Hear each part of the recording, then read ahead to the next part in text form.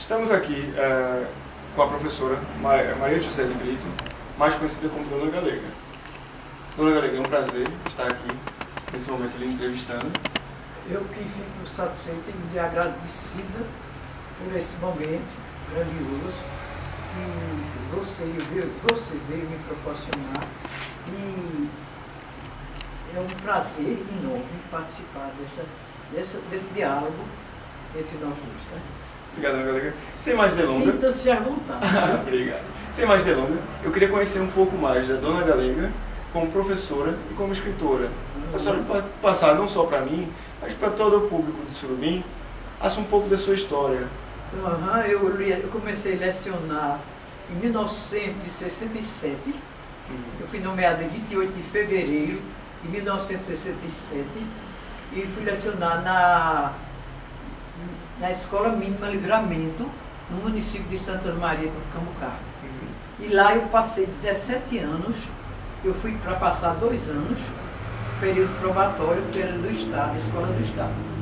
Mas lá eu me apaixonei pelo local, pela comunidade, pelo aconchego daquela comunidade que foi extraordinária para mim.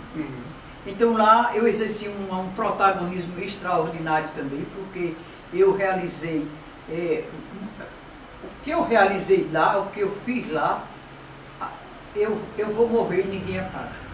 Porque quando a história é escrita com amor, aí a produção é outra, a tradução é outra. Então foi uma história de amor para com a educação, para com a cultura, para com as crianças, uma história de uma profissão que se transformou numa missão. Então eu exerci um protagonismo ali extraordinário, para você ter uma ideia que ninguém se esquece da minha passagem por lá. Até hoje nós nos comunicamos, a comunicação entre mim e os ex-alunos do primário. Quer dizer que é um elo assim, muito grandioso, muito proveitoso, a minha passagem, que não foi uma passagem de luz. Então eu tenho uma história extraordinária do primário. Aí eu fiz faculdade, aí tive que optar para o Estadual Severino Farias. Passei 12 anos trabalhando no Estadual Severino Farias. Lá lecionei português, inglês, aí passei 2 anos readaptada na Biblioteca Castro Alves. Não me ajustei, não me adaptei lá naquele convívio, porque eu era de muita atividade, eu não sabia ficar parada. O meu mundo sempre foi uma sala de aula. E ali eu fiquei muito parada, eu fiquei limitada.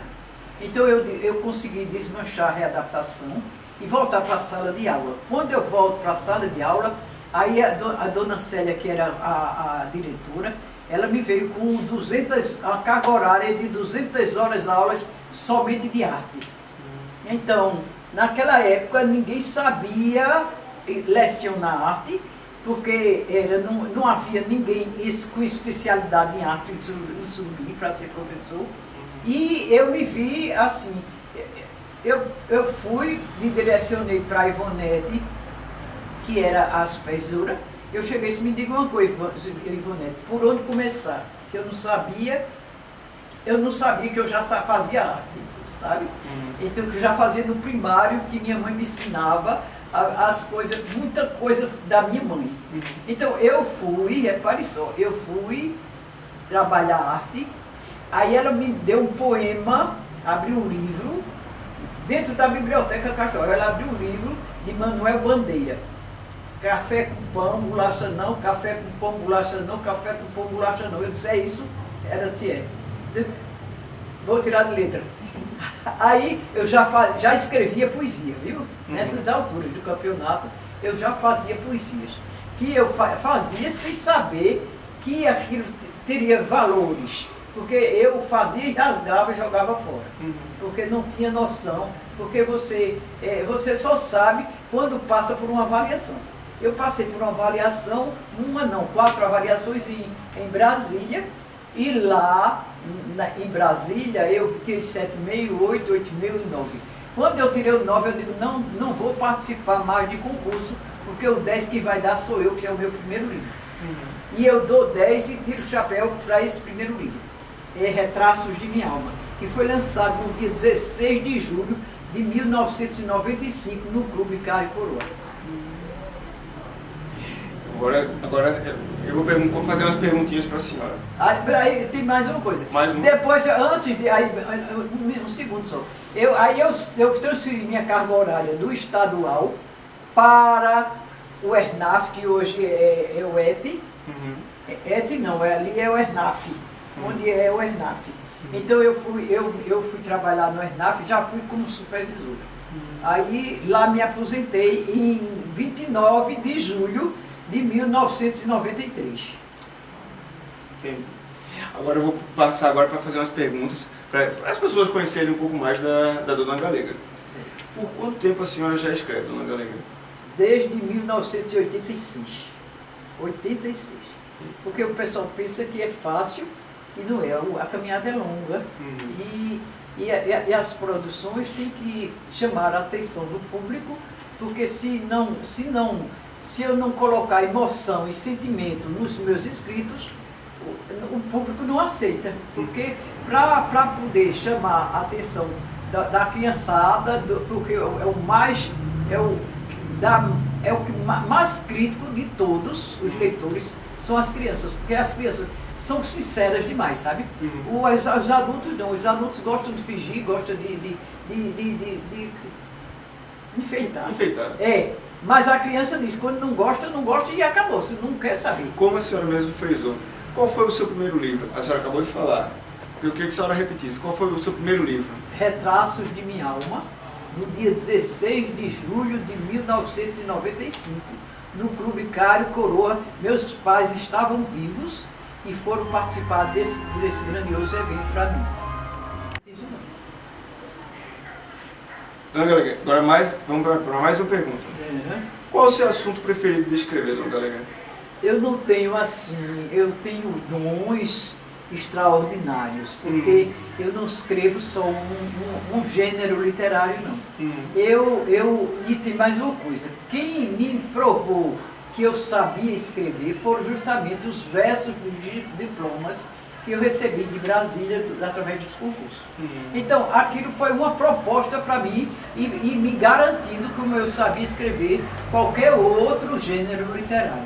Então, eu percebi que era um dom nato. Então, eu não escrevo só poesia, eu não escrevo só literatura infantil, eu não escrevo só conto, eu não escrevo só crônica, eu escrevo sátira, eu escrevo versos, eu escrevo em prosa, eu escrevo que o problema todinho é chegar diante do computador, porque quando eu chego, o título, a maioria das vezes já sai primeiro o título. Quando o título sai, aí eu venho embora o resto. Também quando não sai, que eu escrevo o texto, do texto eu retiro o título. E dentro do texto eu retiro o título. Então a senhora, dentro assim, eu ia fazer uma outra pergunta para a senhora, qual o seu gênero favorito literário? Então a senhora se enquadra... Não tenho um gênero específico, e tenho, porque sou apaixonada pela poesia. A poesia para mim é meu gênero, é justamente que a literatura infantil quase toda é em poesia, tá? Então a poesia é o meu ponto mais forte, é a poesia. Dona Galega, quando a senhora está escrevendo, a senhora escuta alguma música? Tem algum tipo de música que a senhora gosta de escutar para lhe inspirar? Não. Meu auge é o silêncio. Silêncio? É, o silêncio, principalmente quando perco o sono. Quando perco o sono é a hora mais maravilhosa, porque a mente está muito assim, você perde o sono, talvez preocupado com alguma coisa, mas quando você começa a digitar, ali vai sair uma terapia para qualquer pessoa, uma terapia extraordinária, porque na medida que nós vamos colocando no papel, digitando, que hoje não faço mais rascunho, primeiro passava a linha, não existia computador, era tudo mais difícil. Então, na hora que você vai digitar um problema que você está vivenciando hoje, se você vai e coloca no papel, Aí, muito embora que você nunca pense em fazer um livro, mas você coloque, daqui a um ano você vai lá ver o que foi que você escreveu. Que aí você vai ver, mas rapaz, eu estava sofrendo à toa. Isso aqui, e tem mais uma coisa, na hora que você transmite o seu pensamento, a sua emoção, então, porque sem sentimento e emoção, não existe leitura atrativa nem para aluno, nem para adulto. Porque o leitor tem que adentrar dentro das entrelinhas e se identificar com os textos e dizer, isso daqui parece que foi feito para mim. Isso aí, essa pessoa vivenciou o que eu passei. Essa pessoa, ela está dizendo justamente aquilo que eu queria dizer e não tinha palavras para dizer. Então, é justamente aí onde está o X da questão de se inscrever e ter um público certo, seletivo e que tenha atração pela leitura. Deixa eu lhe perguntar. Hoje, um estudante que queira, um estudante ou alguém que já leu o seu livro, que quiser seguir o caminho que a senhora seguiu, que dicas a senhora daria para essas pessoas? Lê e lê. Quanto mais se lê, mais a mente se abre. É uma coisa extraordinária. Porque quando a mente, quando você tirar, como o exemplo que eu lhe dei, eu cheguei com os livros de literatura infantil na Escola Ermelinda, a convite da diretora, na época era Iaraçuna Cristina. Ela viu o meu trabalho, ficou fascinada e me levou para dentro da escola. Eu passei trabalhando de sala em sala. Quando todo mundo já tinha lido os meus livros, aí eu digo, agora eu não quero mais o meu trabalho, eu quero tirar de vocês. Então vocês vão criar seus próprios textos e elaborar a sua história. Que cada ser é único e cada um tem um potencial extraordinário, porque ninguém imagina o seu potencial, nem o dele, nem o dele. Porque é muito mais profundo do que o computador. Porque no computador você quanto mais busca, mais você encontra. E a mesma coisa é a nossa mente. A mente humana é uma coisa extraordinária, fantástica, divina, maravilhosa. Dona Galega, quais são suas inspirações para escrever? Deus. É porque as orações é uma coisa fantástica, porque quando você segue a Jesus Cristo e você assume o compromisso com Ele quem faz tudo por você. Você não deixa que Ele realize assim, a obra na sua vida, porque Ele faz o que ninguém faz. Ele faz o impossível que ninguém faz, Ele faz. Então Ele é quem me abastece, porque também eu sou assim, muito assídua na minha igreja. Eu sou de carteirinha, 30 anos que eu ando na minha igreja, pertenço ao coração de Jesus e faço questão de assumir e não abrir mão dos meus compromissos com Ele. Então, quando você se apega a Ele como ser superior acima de tudo, aí o resto vem por acaso, viu? O resto vem por acaso.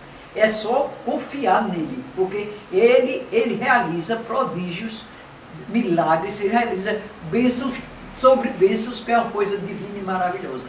Ele é extraordinário, quem não o encontrou, porque foi um encontro pessoal com ele, porque nós só encontramos com ele depois que nós quebramos a cara, depois que nós sofremos, depois que ele transforma aquele barro velho quebrado, que está todo destiorado, que não presta mais para nada, ele não emenda não, viu? Ele não quer remendo não. Ele transforma e faz de você um vaso novo, extraordinário nas vidas, porque ele é tudo na vida da gente.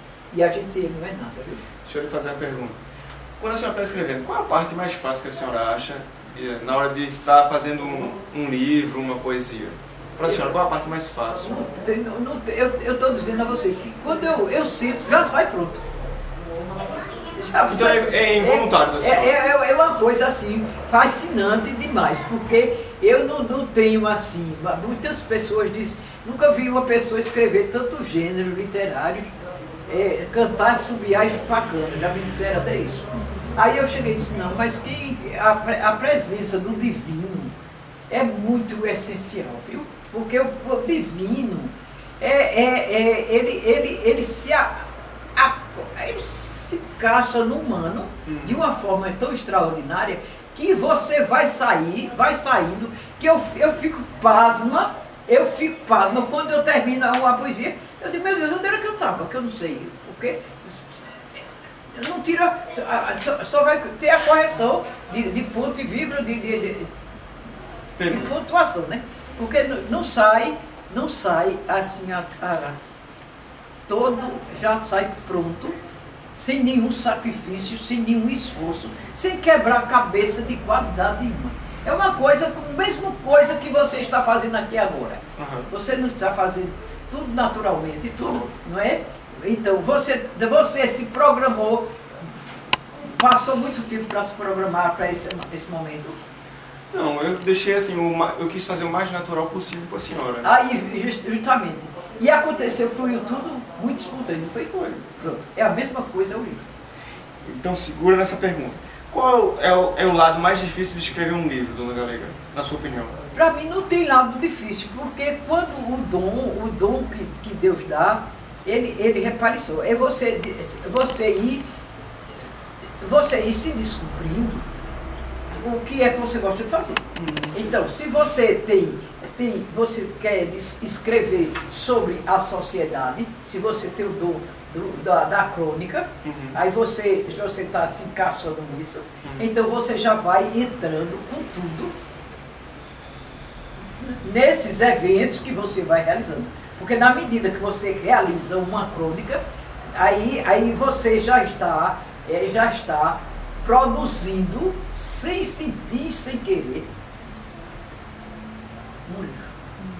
Porque à medida, em cada evento, se você descrever o que você viu, porque a crônica não é nada mais do que o que você assistiu, que você presenciou.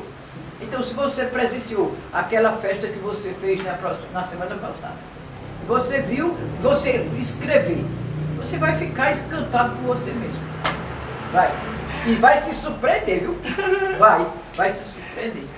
Dentro de todos os livros que a senhora fez, teve algum personagem que a senhora fez em algum livro que se tornou favorito da senhora? Dona Galega, porque Dona Galega, ela aparece aqui, ela é protagonista de dois livros, que ele não está aqui. É Dona Galega, e esse daqui, porque é justamente, em todo ele, eu assumo o protagonismo de cada texto. Não tem nenhum livro aqui para dizer que é fictício, o personagem principal, o personagem principal deixa eu ver, assim, pare só. Pra dentro da alma. Aqui porque eu falo diretamente de mim, eu não falo da vida de ninguém. Eu não tenho, e tenho, sabe na onde é que tenho? No romance, que o romance é muito mais do que o romance, é uma novela. Porque o romance, ele é mais resumido. E a novela, ele tem mais trama. Ele tem 10 mil vezes mais trama do que o romance. Então, aquele romance, ele poderia ser adaptado para uma novela, porque ele é separado cada capítulo. E cada capítulo é uma história minha, onde eu coloquei o título fictício. Eu coloquei o título de Mariana como protagonista do texto. Mas a história todinha foi vivenciada por Dona Galega. De todos os livros que a senhora já fez, Dona Galega, teve algum que a senhora não fez e que teria vontade de fazer e por quê? Eu não fiz, eu tenho assim, livros infantis, eu tenho o Pintinho Astucioso, infantil, e tenho o Criança de Rua. Esses dois livros, todos dois bem encaminhados, um já está pronto para revisão, mas eu não fiz e nem tenho mais coragem para fazer. Não. Não tenho não, porque eu vivo muito doente. Aí tira que eu me preenche tanto os livros que isso me ajuda a viver. Isso me ajuda a viver, viu?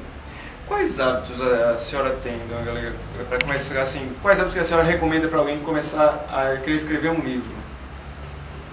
Ler, nem que seja bula de remédio, ler jornal, ler o que pegar para ler.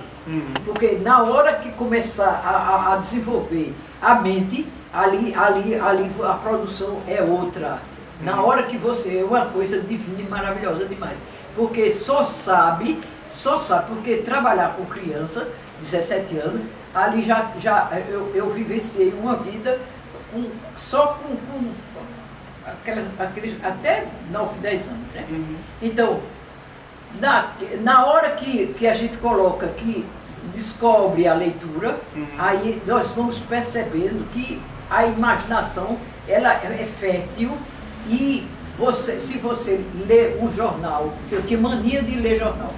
Eu lia jornal do Comércio e Diário de Pernambuco. Meu pai fazia a mesma coisa comigo. Mas você não fazia. Não, ele forçava a gente a ler justamente para essa parte que a senhora está falando. Justamente, porque o jornal é o seguinte, tem tanta coisa dentro do jornal e tem mais uma coisa, gêneros diferentes, né? Porque quando você lê um jornal, eu não tinha dinheiro para comprar livros. A moral da história. Aí tinha um amigo meu que comprava livros toda semana em revistas. E ele me emprestava, que ele foi o primeiro escritor de Surubim. Ele já faleceu, fez 2 anos agora em dezembro. José Nilson de Oliveira. Ele escreveu, e ele era muito amigo pessoal meu. Era de infância. Aí nós crescemos juntos. E ele comprava a revista e me emprestava a revista, ou me dava de presente, e eu era contigo, Sétimo Céu, que não existe mais, era tudo em quadrinhos. Aí por isso que eu tinha facilidade de fazer de todo jeito, tá vendo? Porque foram os quadrinhos, justamente os quadrinhos, que era a revista Sétimo Céu, Contigo, era tanta revista que todo mês tinha aquela relação de revistas, que eu faço com tudo faço, porque eu já li antes, tá?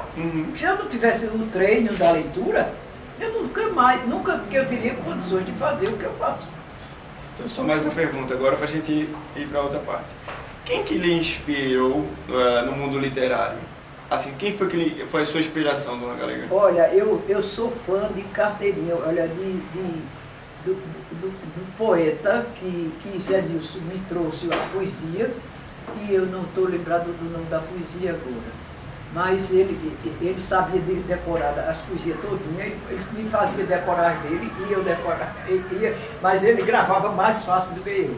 Ele chegou com um escritor que era o único escritor que sobreviveu de livros, que foi Carlos Drummond de Andrade. Então eu li muita coisa de Zé Nilson, que eu não tinha condições de comprar, de Carlos Drummond de Andrade. Então ele era fã de Carlos Drummond e todo livro que ele comprava ele me emprestava, todo ele. Tanto ele como a irmã, eles tinham o hábito da leitura e me emprestavam esse livro. Agora isso virou mania, sabe? Porque não ficava uma semana, quando ele não chegava eu ia atrás do livro, porque eu queria, e ele tinha condições de bancar, sabe? E era amigo. Dona Galega, agora, como a senhora tinha falado da questão da dedicatória, que a senhora queria fazer uma dedicatória não só para mim, mas para o meu pai. E eu queria que a senhora mostrasse quais são os livros que a senhora quer fazer dedicatória. Esse daqui é o último. Esse daqui tem a minha autobiografia. Aqui tem contando minha vida, as dificuldades que eu passei, que não foram poucas. Então, está bem a miúde, bem clara. E tem mais uma coisa, uma mente privilegiada, porque na minha idade é a lucidez de retratar a minha infância como se fosse hoje, como se fosse, se eu estivesse vivenciando um acontecimento que foi ontem, que já se passaram mais de 50 anos. Então minha infância foi muito pobre, pobre demais. Meu pai sapateiro, minha mãe costureira, professora. Então, meu pai abandonou a família e minha mãe que sustentava a casa. Então, aqui tem contando detalhes da minha vida, da minha trajetória e das dificuldades que nós enfrentamos. Porque não foi fácil. E tem mais uma coisa, estudar no Colégio do Amparo, onde a nossa farda era totalmente diferente de todas as fardas do colégio. Onde a minha farda era azul natier, era nessa cor aqui, mais claro do que isso. E a do Amparo era bem escura, quase preto. Então eu me sentia como se fosse uma bandeira dentro daquele colégio. Não tinha condições de comprar os livros, minha mãe não tinha condições de comprar os livros. Eu estudava com livros emprestados de minha prima, Josefa Maria de Arruda, que foi babá de Dr. Antônio Hermes. E Dr. Antônio Hermes é meu primo. Então, essa criatura que já faleceu, que Deus havia no lugar, ela me emprestava os livros, porque ela trabalhava de babá e me emprestava os livros. No ano que não tinha, que o colégio mudava de livro, eu não tinha como fazer para comprar o livro. Minha mãe não podia. E eu me sentava na primeira banca e copiava tudo que o professor falava. Ali me ajudou muito, ajudou demais. Porque ali meu raciocínio passou justamente diante das dificuldades. Porque quando você tem tudo nas mãos, você não sabe dar valor que tem. Então, eu passei por muitas dificuldades e minha mãe dizia, vencer ou vencer, porque você não pode deixar os estudos por nada, porque você só se torna gente se você estudar. Então minha mãe teve uma influência muito grande e positiva na minha vida, porque eu fui noiva com um rapaz na minha juventude, com 17 anos, ele foi-se embora para o Rio de Janeiro e nós escrevemos também, que me ajudou muito na escrita, que ele escrevia duas cartas, e eu retribuía com duas. Era um amor daquele platônico que não existe mais, a coisa mais divina do mundo, que foi esse amor que eu senti, mas que felizmente ele veio e arranjou uma rica e foi casou com ela e destruiu a vida dele. Porque a minha eu reconstruí, levantei, dei a volta por cima e estou graças a Deus, venci. Então, aí você está vendo que uma história de muita luta, de muito sacrifício, de muita renúncia, é uma coisa assim, para você se questionar, qualquer leitor se questionar com tudo que se tem hoje dentro das escolas e os alunos não querem nada. Porque tem a merenda, porque nós não tínhamos merenda. Aí eu recordo agora que eu fui comprar uma merenda uma vez na vida, e uma colega rica, porque a elite que estuda no Colégio do Amparo. Toda a vida fui, a vida toda. Então, eu estudava com bolsa de Antônio Farias, e havia mais o complemento da bolsa que ele mandava complementar para o Dr. Newton Motta, porque minha mãe não tinha condições. Então, é uma história assim, de emoção, de sentimento, tudo que eu vivenciei, por isso que mexe com a acessibilidade do leitor. Então, eu vou pedir para que a senhora faça a dedicatória para o meu pai, então, para eu estar entregando esse livro para ele. Pois não. Deixa eu só puxar para a senhora.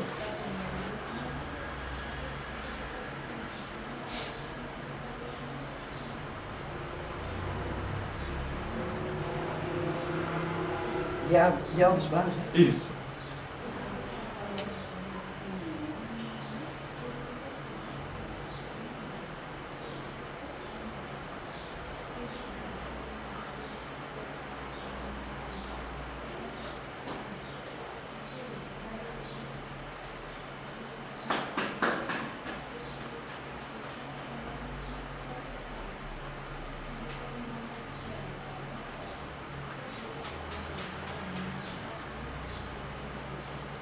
Hoje são 7 ou 8?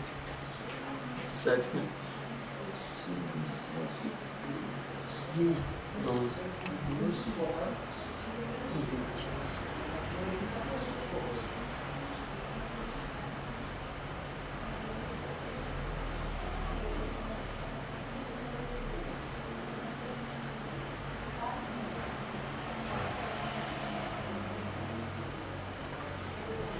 esse que eu vou entregar para o papai. Certo. E a senhora tinha também, a senhora falou que queria fazer uma dedicatória para mim. Isso. Aí a senhora mostra o livro. Mostro e tem mais uma coisa. Vou ler isso. Posso ler isso daqui? Pode. Para só. Antes que o sol se ponha, que o inverno reinicie, que o céu escureça, que trevas permaneçam, que o frio chegue, que a tempestade assole, que a tormenta se instale, que o amor abandone, que o pranto suplante, que a esperança esmoreça, que alguém de mim esqueça, que a solidão persevere, que a mágoa se instale, que a saudade não retorne, que a dor maltrate, que a mágoa se instale, que o raciocínio seja fragmentado, que lembranças tenham apagado, que a tristeza tenha esmagado, que possa olvidar o passado. Maria José de Brito. Aí você vai ler, depois você vai me dar o retorno, foi que achou dos textos que você leu, tá? Aí Ricardo e que? Ingrund. Eu vai ter que dizer as letras. I-N. Ricardo.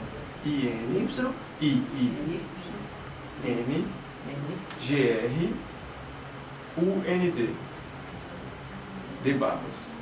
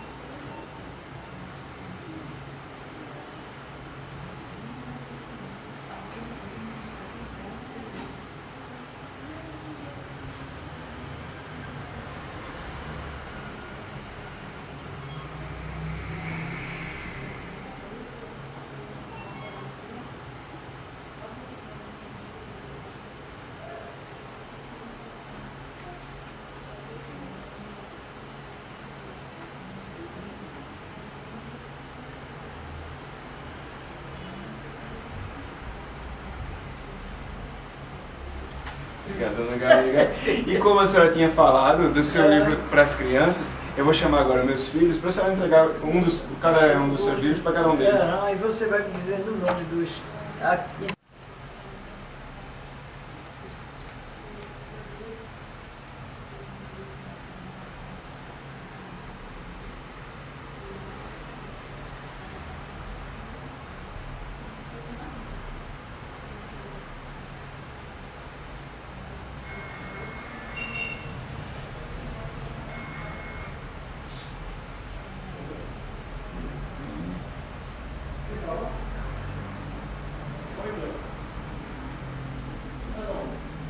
Esse livro aqui, olha, ele é trabalhando a gramática todinho, onde aqui, ó, aranha, não mais arranha a jarra, porque unhas ela já não tem. Então essas palavras onde tem NH, LH, CH, RR, SS, então aí são encontros consonantais, tem que saber a diferença entre encontros consonantais e dígrafos.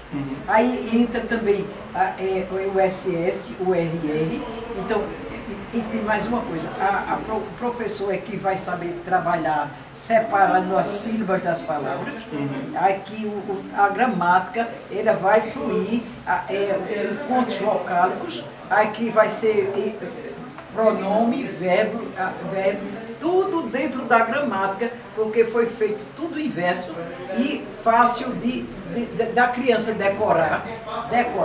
Além de decorar, aí tem mais aqui, o livro é todinho, porque eu trabalhei, eu fui professora de português e foi um desafio para mim, para elaborar esse livro. Porque, para você ter uma ideia, quase todo livro que ele selecionava no primário tinha assim: o rato roeu a roupa do rei de Roma. É mentira? É verdade. Você se lembra? Você se lembra, né? Então, eu já coloquei, repare só, eu fiz um trocadilho diferente. Tenho 2 trocadilhos aqui que vocês vão ficar assim. Há inúmeros anos que em Roma já não existe rainha e nem rei. No entanto, ainda hoje há quem afirme, foi lá que o rato roeu a roupa do rei. Ratazanas encontram-se em todo lugar, aqui, ali ou acolá. Quer dizer, outro texto totalmente diferente, né? Não é? Agora vocês vão ver aqui que coisa mais divina, o trocadilho de quem sabe trabalhar, jogar com as palavras. O jogo de palavras aqui fica fantástico. Você coloca para decorar, na hora que ele decora, ele vai sentir dificuldade de dizer mais pressa, né? A pia pinga, pinga, pinga. Ela pinga sem cessar. Colocaram um prato para ver se parava de pingar. O gato mia, mia, mia. O pinto pia, pia, pia. O gato nem pinga, nem pia. O pinto nem mia e nem pinga. A pia nem pinga e nem mia. Aí esse trocadilho, aí se você mandar repetir com velocidade, eles vão se atrapalhar, sabe? Esse seria para quem? Para o meu menino? Esse aqui é do seu filho. Tome aqui. Eu agradeço a dona Galega. Esse aqui é para minha menina, né, Dona Galega? Ana Carolina é? Isso. Ana Carolina. Aqui, Ana Carolina vai ser uma história de quadrinhos.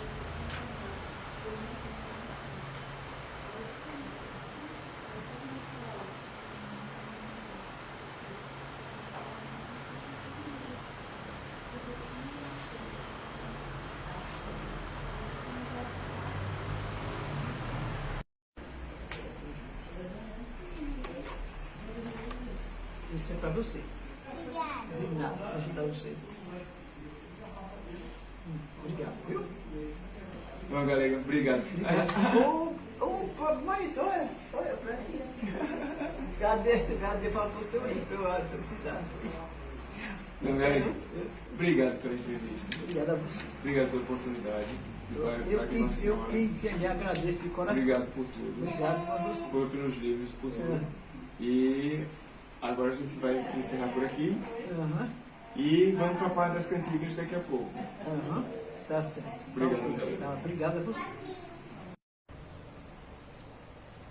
Agora vamos ouvir as cantigas da minha avó, infantis.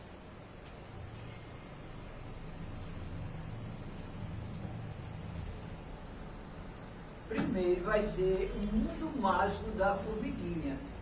Primeiro livro que eu fiz de literatura infantil, que foi feita uma adaptação, e eu coloquei, a professora colocou a melodia, e eu vou cantar para essas duas crianças. As nuvens estão chegando, chuva boa para a natureza, mas nesta estação, formigas gostam de moleza. Alegres e descontraídas, lá vão elas sem preocupação, a não ser com a chuva e o barulho do trovão. Bum! Sua trilha é muito certa, é bem certinha, sempre levando a sua comidinha.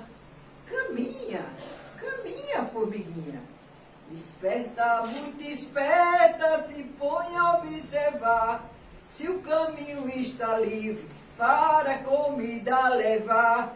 Vamos todas formiguinhas, temos muito o que fazer, guardar nosso alimento antes do anoitecer. Alimentos estocados, tudo no seu lugar. De agora em diante, o inverno já pode chegar. Tendo inverno chegado, do salgueiro não podem sair, lá de dentro só sairão quando o verão ressurgir. Se despedindo do sol, elas estão a acenar, não muito distante, as nuvens se põem a gargalhar. Ahá! Ahá! Dormir, sonhar, dormir, sonhar. Que vida boa, merecido descanso depois do trabalho realizado. Barriga cheia e sossego, tanta coisa para comer. Meu Deus, quanta coisa boa temos que agradecer. Gostaram? Gostaram?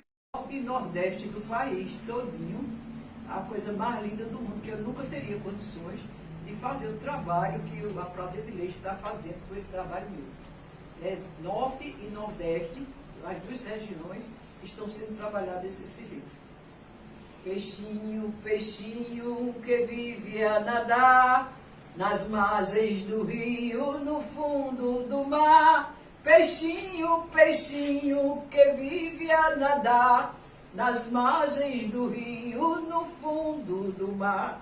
Nas ondas do mar não vou me afogar, porque é o peixinho quem vai me salvar. Peixinho, peixinho que vive a nadar nas margens do rio, no fundo do mar.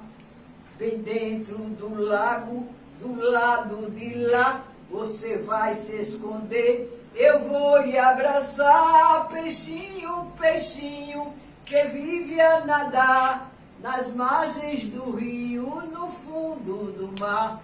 No meio das pedras do rio ou do mar, vou dar um mergulho para te abraçar. Peixinho, peixinho que vive a nadar nas margens do rio, no fundo do mar. Foi numa piscina que aprendi a boiar, acima da água já sei flutuar. Peixinho, peixinho que vive a nadar nas margens do rio, no fundo do mar.